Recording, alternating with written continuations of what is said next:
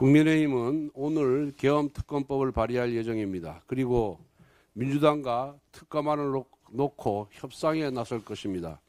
협상에 앞서 민주당 특검안의 문제점을 국민께 알려드리는 것이 도리라고 생각합니다. 국민 여러분들께서도 다 아시다시피 특검은 기존 수사기관의 수사에 공정성을 기할 수 없거나 아니면 그 수사가 미흡할 경우에 도입하는 것이 특검제도입니다. 그런데 이 비상계엄 선포와 관련해서 이미 국방부 장관, 그 다음에 각군 사령관, 그리고 경찰청장 등 관련자들이 99% 구속 기소되어 있거나 불구속 기소되어 있습니다. 또 대통령에 대한 수사도 이미 공수처에서 체포를 해서 언론 보도에 따르면은 오늘이나 내일 구속영장을 청구할 계획이라고 합니다. 그렇게 될 경우에 비상계엄 선포와 관련된 관련자들에 대한 수사는 대부분 완료가 됩니다. 그럼에도 불구하고 그렇기 때문에 사실상 특검을 도입할 이유가 전혀 없습니다. 민주당이 발의한 특검을 도입할 경우 예산만 한 300억 원 가량이 사용됩니다. 이미 검찰, 경찰, 공수처에서 비상계엄 선포 관련자 전원을 수사하거나 이미 기소를 한 마당에 민주당이 왜 소위 말하는 내란 특검법을 발의해서 도입하려고 하는지 이해할 수가 없습니다. 도입하려는 이유는 딱 하나, 이 사건을 계속해서 끌고 가서 자신들에게 유리한 정치 지형을 만들겠다는 그런 당리당략적인 이유 하나밖에 없습니다. 이미 관련자들이 다 수사가 끝났는데 특검을 도해서 뭘 더 수사하겠다는 겁니까? 그래서 사실상 특검은 필요가 없습니다. 하지만 민주당이 그런 위헌적이고 불법적이고 독소조항이 가득한 특검법안을 발의해서 그 절대 다수당의 위력을 이용해서 통과시키겠다고 하기 때문에 우리는 최악을 피하기 위해서 어쩔 수 없이 차악을 선택해서 자체 특검안을 마련한 것입니다. 민주당 지금이라도 모든 계엄 선포와 관련된 모든 관련자들에 대한 수사가 이미 다 종료됐거나 종료될 예정이기 때문에 이 특검법을 철회하는 것이 맞습니다.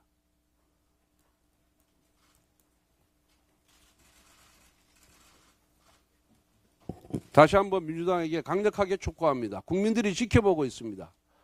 이 특검 자체가 무용합니다. 아무 쓸모가 없습니다. 그래서 이 특검 법안 자체를 철회하기를 바랍니다. 만약에 철회되지 않는 것에 대비해서 최악보다는 차악을 선택하는 것이 낫다는 그런 고육주책에서 우리 당의 특검 법안을 발의한다는 말씀을 미리 드립니다. 지금이라도 민주당은 비상계엄 선포와 관련된 관련자들에 대한 수사가 다 종료되거나 종료될 예정이기 때문에 이 특검법은 정말 필요 없다. 이건 정말 국민의 혈세를 낭비하는 것이다. 그리고 국력을 낭비하는 것이다 라는 말씀을 다시 한번 드립니다. 철회하기를 강력하게 촉구를 합니다. 그에 앞서서 민주당이 발의한 소위 내란 특검법의 문제점을 국민께 알려드리는 것이 도리라고 생각합니다. 우선 민주당의 소위 내란 특검은 계엄을 내란으로 전제하고 있습니다. 이는 법이 기본적으로 갖추어야 할 가치 중립성을 훼손한 것입니다. 또한 해외 분쟁 지역 파병, 대북 전당, 대북 확성기 등 정부의 대북 정책 그리고 정상적인 군사활동을 외환 행위로 규정하고 있습니다. 우리 법에서 외환은 외국과의 통모를 전제로 합니다. 그런데 어떻게 북한을 견제하는 정책이 그리고 대한민국을 방어하기 위한 정상적인 군사활동이 통모가 될 수 있겠습니까? 논리 자체가 성립하지 않습니다. 무엇보다 이와 같은 독소조항은 대북 정책을 그리고 정상적인 군사활동을 범죄화시켜서 향후 북한에게 굴종적인 자세를 강제하는 것입니다. 나아가 북한을 별개의 국가, 즉 외국으로 인정하고 있다는 점에서 명백한 위헌입니다. 우리 헌법은 대한민국은 한반도와 그 부속도서로 한다라고 영토조항을 규정하고 있습니다. 그렇기 때문에 북한은 별개의 국가가 아닌 대한민국의 일부라는 점을 다시 한번 환기시켜 드립니다. 그리고 민주당은 외환을 입에 담을 자격조차 없는 집단입니다. 북한에 800만 달러 현금 불법 송금, 김정은의 비핵화 의지가 있다며 전 세계를 상대로 허위 사실을 유포했고 사드 정식 배치를 고의적으로 지원하는 등 민주당의 대북 정책이야말로 종북 본색 위에 써내려간 외환 유발의 역사이기 때문입니다. 또한 민주당의 특검안은 형사소송법 110조, 111조를 예로 설정하여 군사 및 공무상 기밀까지 압수수색이 가능하도록 만들어놨습니다. 그리고 수사 과정에서 취득한 기밀을 특검이 언론에 브리핑까지 할 수 있습니다. 오직 정략적인 이익을 위해 군사 기밀을 누설할 수 있다는 점에서 민주당의 특검은 매국적입니다. 또한 외교 군사 기밀이 유출되면 동맹국에 피해가 갈 수 있습니다. 그렇다면 어떠한 우방국이 대한민국을 믿고 동맹관계를 유지할 수 있겠습니까?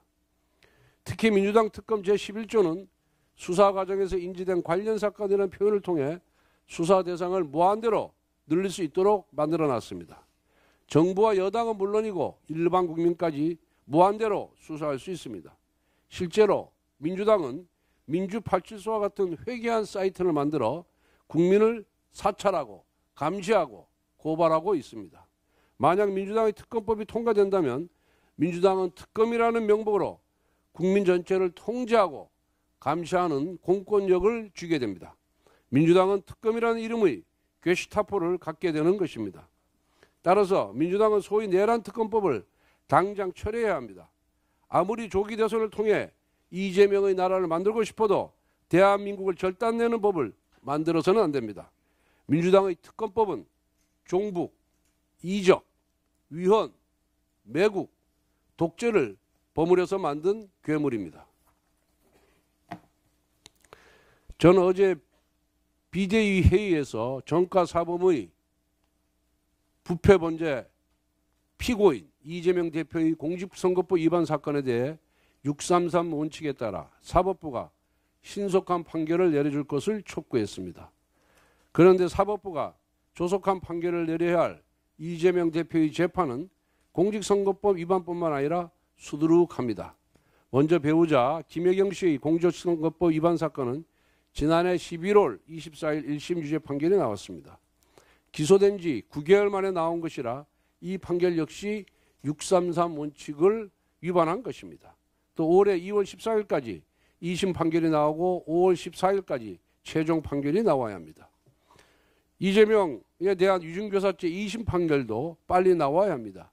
이게 위중교사가 아니라는 1심 판결은 사법부가 민주당의 눈치를 보고 있다는 사법적 불신을 낳았습니다. 2심 재판부는 오로지 법리와 양심에 따라 판단을 내리길 바랍니다. 대장동, 백현동, 위례 신도시, 성남FC 1심 판결도 조속히 나와야 합니다. 게다가 이 사건의 담당 판사가 이재명 대표의 위중교사 1심 무죄를 선고한 판사이기 때문에 국민들이 더욱 주목하고 있습니다. 정치적 눈치를 보지 않고 대한민국 법치를 지키는 양심적 판결을 촉구합니다. 마지막으로 가장 중요하고 국민들이 가장 관심 있게 보는 사건이 불법 대북 송금 사건입니다. 공동정범인 이화영은 1심에 이어 2심에서도 7년 8개월 징역형이라는 중형을 선고받았습니다. 이제 이재명 대표에 대한 판결도 조속히 나와야 합니다. 이 사건은 국제법을 위반한 사안입니다.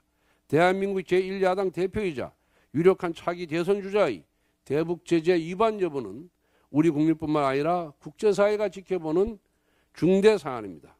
이재명 대표의 불법 대북 송금 사건에 대한 사법부의 조속한 판결을 기대합니다.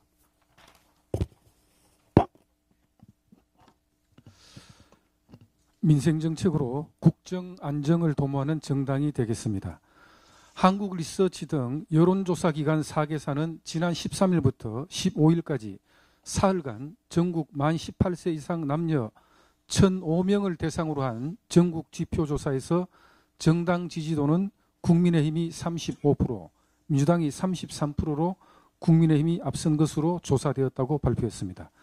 지난 12월 3일 비상계 의무 12월 3주 조사에서 양당의 지지도 격차는 민주당이 13% 차까지 앞섰으나 이번 주 조사에서는 국민의힘이 역전한 결과가 나온 것입니다.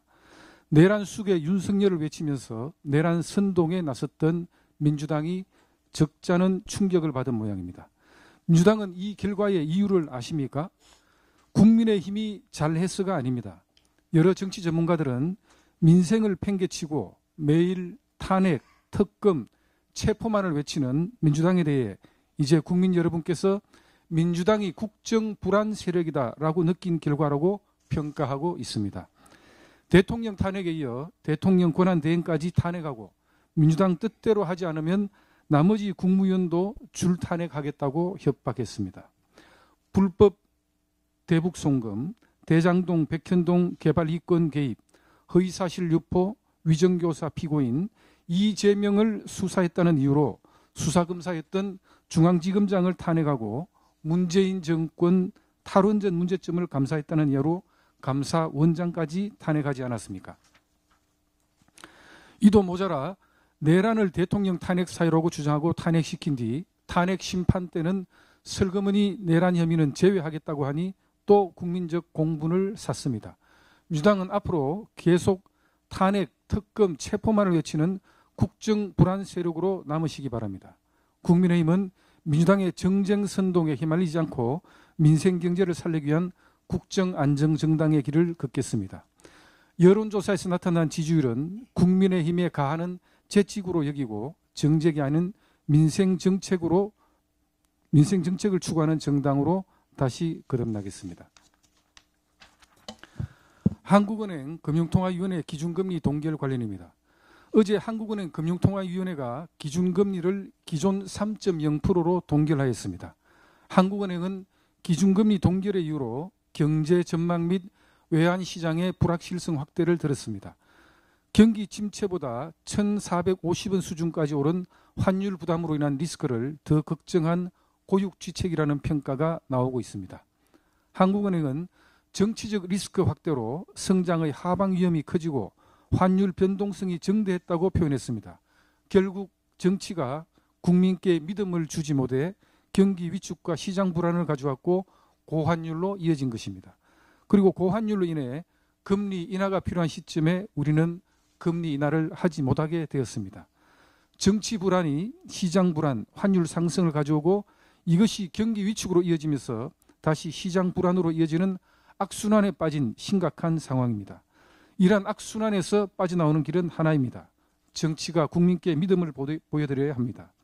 상식과 민생의 정치로 여야가 민생 법안을 서둘러 처리하는 것이 믿음을 회복하고 경제를 살리는 유일한 길일 것입니다.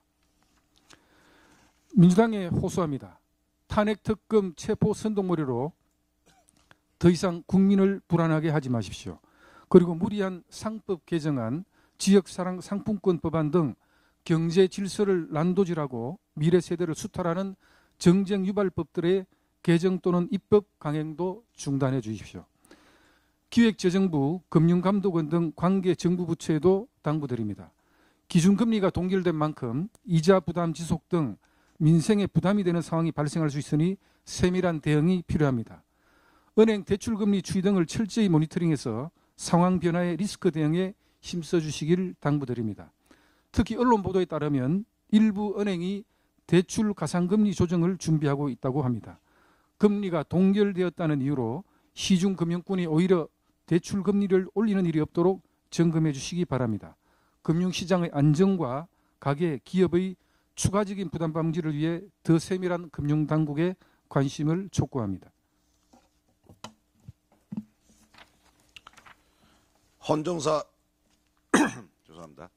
헌정사 초유의 비극적 사태 앞에 혼란은 끝이 없습니다.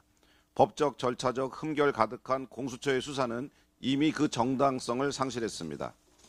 법을 바로 세워 엄정히 집행해야 할 수사기관이 정치 논리를 앞세워 각종 논란의 중심에 서며 법치 유린을 주도하고 있는 형국입니다. 공수처의 행태는 그 첫 단추부터 의심을 사기 충분했습니다. 극심한 혼란에 휩싸인 상황이라면 법적 시비나 논란이 없도록 더욱 치밀했어야 합니다.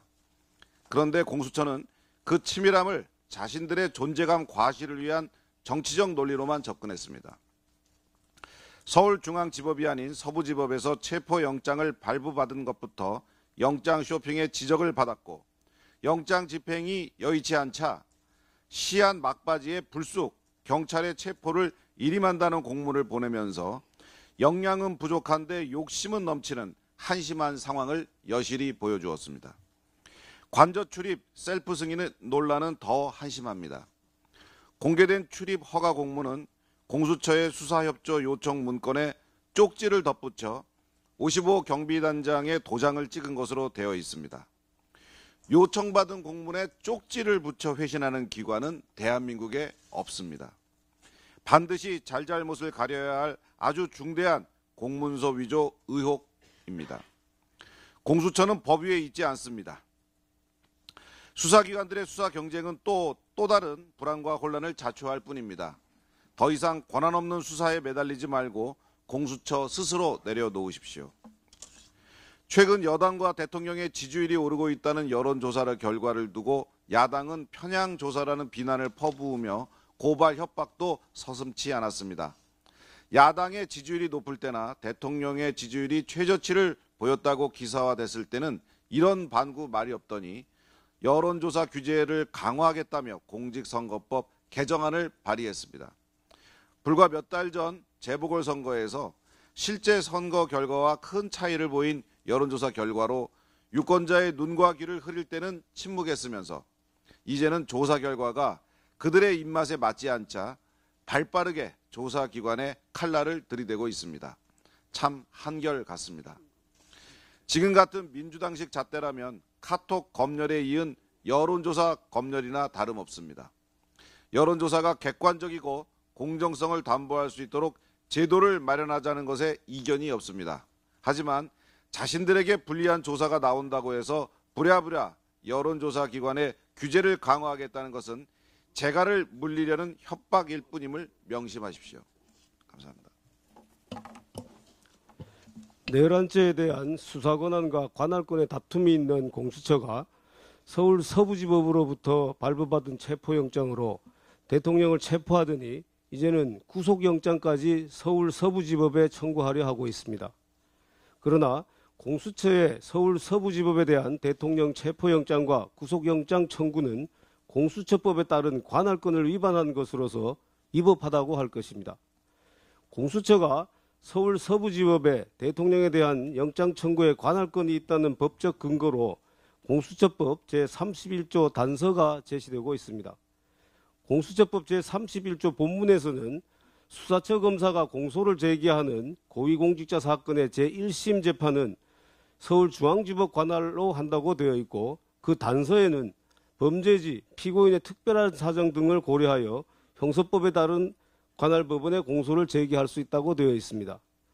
서울 서부지법에 관할권이 있다고 주장하는 측에서는 이 단서 규정에 따라 대통령의 근무지와 거주지 모두 서울 용산구이기에 서울 서부지법에 관할권이 있다고 주장합니다. 그러나 공수처법 제31조는 조문 그 자체로 알 수 있듯이 공수처가 공소를 제기하는 사건에만 적용되는 규정이고 공수처가 직접 공소를 제기할 수 있는 사건은 공수처법 제3조 제1항 2호에서 대법관, 검찰총장, 판검사, 경무관 이상 경찰 공무원 사건으로 한정하고 있습니다. 이 법조문에 따르면 대통령에 대한 사건은 공수처 검사가 공소를 제기할 수 있는 사건이 아니므로 공수처법 제31조 단서를 적용하는 것은 잘못이며 이러한 경우에는 공수처법 제26조가 적용되어야 합니다. 공수처법 제26조는 공수처 검사가 공소를 제기할 수 없는 사건을 수사한 때는 관계 서류와 증거물을 서울중앙지검 검사에게 송부하도록 규정하고 있습니다. 공수처가 제정한 행정규칙인 공수처 사건사무규칙 제28조에서도 공수처가 수사권만 가지고 있는 사건의 경우 공소제기 요구 결정서와 관련 기록을 송부하는 대상으로 서울중앙지검 검사만 지정하고 있습니다. 결론적으로 공수처가 직접 공소를 제기할 수 없는 사건인 대통령 관련 사건의 공소제기 권한은 서울중앙지검에 있고 이에 대응하는 서울중앙지법이 영장재판을 포함한 모든 사건에 대한 관할권이 있습니다. 일각에서는 공수처법 제47조에 공수처 검사의 직무와 권한 등에 관하여 형사소송법을 준용하도록 되어 있으므로 형사소송법상 관할의 법리에 따르면 서울 서부지법에 관할권이 있다고 주장합니다. 그러나 공수처법 제47조에서는 형사소송법 준용의 전제로 이 법에 반하지 않을 것을 요구하고 있습니다. 공수처법 제26조에는 공수처가 공소를 제기할 수 없는 사건은 서울중앙지검 검사에게 사건을 송부하도록 명확히 규정되어 있으므로 일반 형사소송법을 준용하는 것은 공수처법의 명문 규정에 반하는 것입니다. 그럼에도 공수처는 이러한 규정을 무시하고 서울 서부지법에 대통령에 대한 체포영장을 청구했고 구속영장도 서울 서부지법에 청구하려 하고 있습니다. 공수처는 지금이라도 이러한 과오를 인정하고 법률의 규정에 따른 적법한 관할을 준수해야 할 것이며 오동훈 공수처장은 이 모든 사태에 책임을 지고 즉각 사퇴할 것을 엄중히 요구합니다. 이상입니다.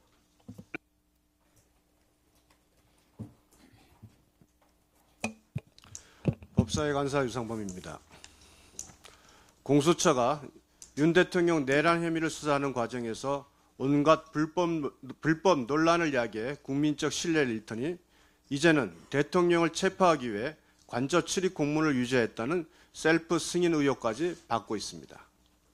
2차 체포영장에는 1차와 달리 형소법 110조 121조의 적용 예외 기재가 없으니 체포영장을 집행하기 위한 일방적 수색이 불가능하다는 판단으로 관저 출입 승인을 받았다는 근거를 만들기 위해 무리수를 벌인 것입니다.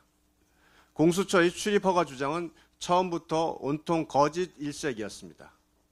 공수처는 출입 승인 권한도 없는 수도방위사령부 55 경비단에 출입 허가를 요청해 허가를 받았다고 언론에 공지했지만 국방부와 경호처는 즉각 55 경비단에는 관저 출입을 승인할 수 있는 권한이 없다면서 사실이 아니라고 밝혔습니다.